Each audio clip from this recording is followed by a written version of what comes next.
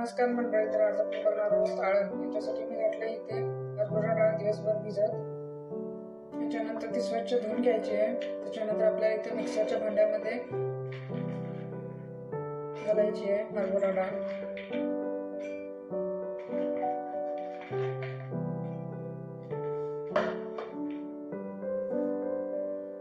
याच्यानंतर थोडंसं आलं घालायचं आपल्याला. 3 ते 4 लसणीच्या पाकळ्या घालायच्या. चवीनुसार हिरव्या मिरच्या घालायच्या आहेत आणि हे आता आपल्याला दरदर असं वाटून घ्यायचं. तर आपण हे वाटून घेतलं. फार पण आपल्याला बारीक नाही करायची पेस्ट. बिना पाणी घालायच्या अगोदरच हे आपल्याला वाटण करायचं आहे.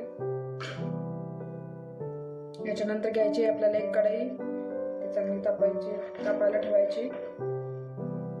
त्याच्यानंतर आपण थोडंसं इथं तेल घालू. 2 ते 3 चमचे घाला. तेल चांगलं तापल्यानंतर घालायची इथं मोहरी, जिरं,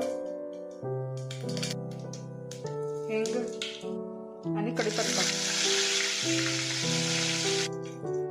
याच्यानंतर घालायचे आपण केलेले वाटण.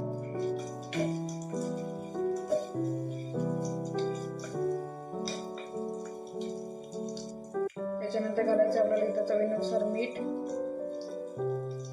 आणि थोडीशी हळद. आता हे आपल्याला चांगलं परतून घ्यायचं आहे.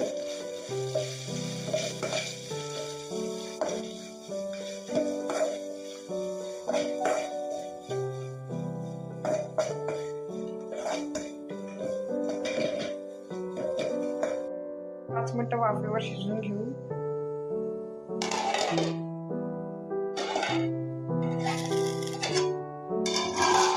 मध्ये मध्ये चेक करत राहायचं आहे आपल्याला.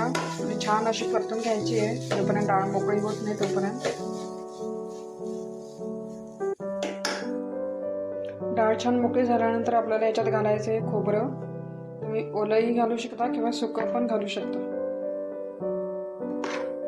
त्याच्यानंतर आपण थोडीशी कोथिंबीर घालू वरून.